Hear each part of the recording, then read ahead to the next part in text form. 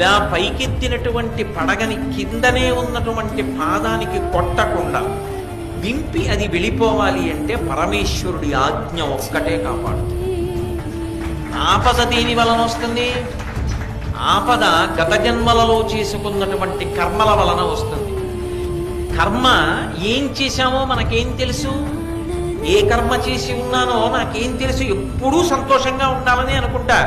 కానీ దుఃఖం ఎందుకు వస్తుంది? ఏదో ఉంది గత జన్మలో చేసిన కర్మ, ఆ కర్మ ఫలితాన్ని ఇస్తోంది. గత జన్మలలో చేసినటువంటి పాప పుణ్యములను తన దృష్టిలో పెట్టుకుని వాటికి ఫలితములు ఇవ్వడానికి సిద్ధపడినటువంటి పరమాత్మకి సమస్త లోకము పరతంత్రులు తప్ప ఈశ్వరుడు మన ముందుకి వచ్చి ఎదురుగుండా నిలబడి, గత జన్మలో నువ్వు ఫలానా పాపం చేశావు కాబట్టి రేపు పొద్దున్న నీకు ఈ ఫలితం ఇస్తానని కానీ, నువ్వు గత జన్మలో చేసిన ఈ పుణ్యం ఉంది కాబట్టి నీకు ఎల్లుండి ఈ సుఖాన్ని ఇస్తానని కానీ చెప్పి ఇవ్వడు.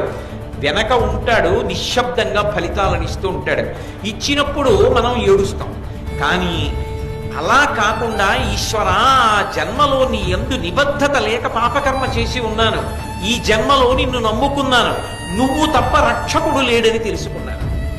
నేను కాదు రక్షకత్వం, నాకు నేను కాదు రక్షకుణ్ణి. 1,000,000 మంది వైద్యులు కూడి వచ్చిన కాని మరణమయ్యడి వ్యాధి మాన్పలేదు.